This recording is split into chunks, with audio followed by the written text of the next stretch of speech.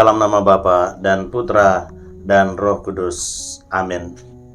Ibu Bapa, rekan-rekan muda dan adik-adikku yang terkasih dalam Tuhan kita Yesus Kristus.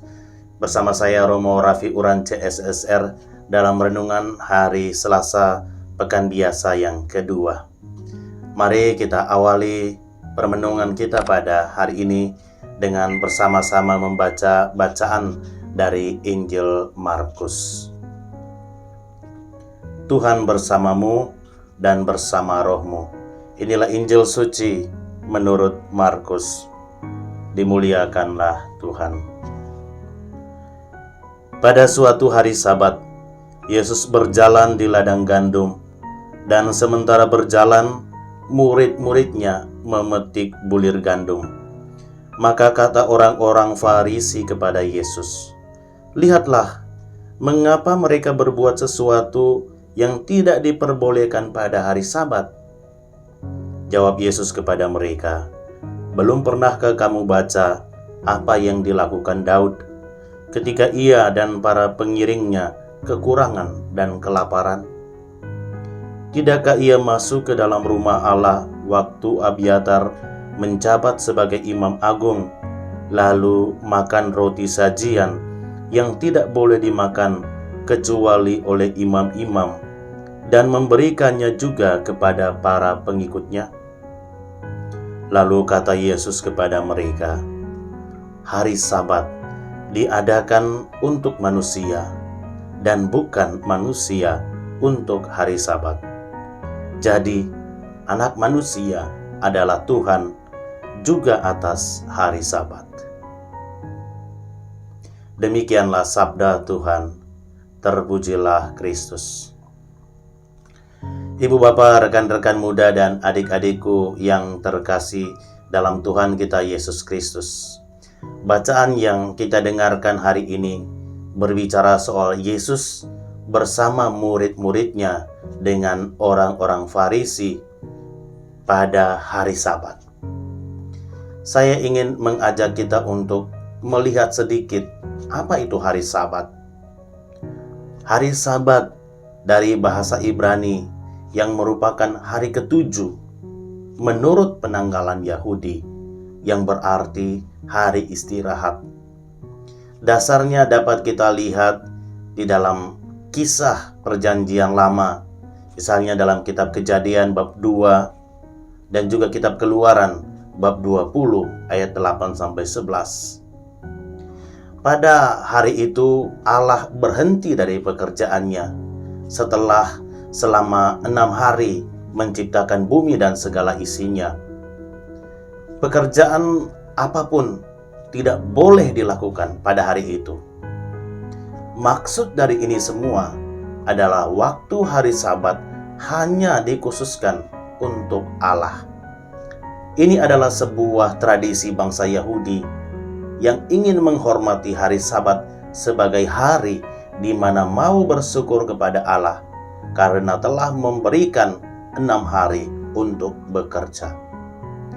Pemahaman akan hari Sabat inilah yang mengakibatkan timbulnya perselisihan antara Yesus dengan orang-orang Farisi. Pada suatu hari Sabat, ketika Yesus dan murid-muridnya berjalan di ladang gandum, dan sementara berjalan, murid-murid Yesus memetik bulir gandum.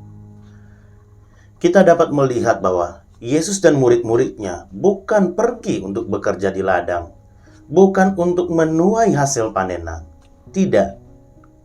Mereka hanya sekedar lewat, dan murid-murid Yesus memetik beberapa bulir gandum yang ada di pinggir jalan. Bukan menuai sehamparan kebun gandum. Sebenarnya tidak ada persoalan sama sekali. Hanya saja orang-orang Farisi menganggap apa yang dilakukan oleh para murid Yesus itu sebagai sebuah tindakan menuai pada hari Sabat. Yesus kemudian menceritakan sebuah kisah tentang Raja Daud bersama dengan pengikut-pengikutnya ketika kelaparan pada hari Sabat dan melakukan sebuah tindakan untuk memperoleh makanan. Dengan tindakan itu, mereka diselamatkan. Dengan tegas Yesus mengatakan bahwa hari Sabat diadakan untuk manusia dan bukan manusia untuk hari Sabat. Di sini Yesus mau menegaskan bahwa suatu tindakan yang baik dan menyelamatkan tidak mungkin melanggar hukum Sabat. Hari Sabat dibuat supaya manusia dapat memuliakan Allah melalui perbuatan-perbuatan baik, bukan perbuatan-perbuatan baik dikekang karena hari Sabat. Inilah yang dipahami dan dihidupi oleh orang-orang Farisi, pemahaman yang keliru, sehingga sangat ditentang oleh Yesus sendiri. Contoh saja Bapak Ibu Saudara-saudariku, pada suatu hari Minggu, ketika kita sedang berjalan menuju ke gereja untuk menghadiri misa kudus, kemudian di tengah jalan kita mendapatkan seorang yang kecelakaan sepeda motor misalnya. Tubuhnya berlumuran darah. Ia harus segera dilarikan ke rumah sakit. Kalau tidak, ia bisa meninggal. Apakah kita kemudian mengatakan bahwa jangan sekarang, besok saja. Sekarang kita harus pergi ke gereja dulu. Itu adalah sebuah keputusan yang sangat tidak manusiawi dan tidak berlandaskan pada moral Kristiani. Kita harus dengan cepat menyelamatkan orang itu, sekalipun kita harus melewati misa kudus. Ibu, bapak, rekan-rekan muda, dan adik-adikku yang terkasih dalam Kristus, ketika kita berada dalam situasi seperti ini, yang dibutuhkan adalah kebijaksanaan kita. Perbuatan baik dan menyelamatkan itu tidak mengenal waktu dan tempat. Kapan saja, entah hari Senin, Selasa, Rabu, dan lain sebagainya, pagi, siang, sore, malam, dan lain sebagainya.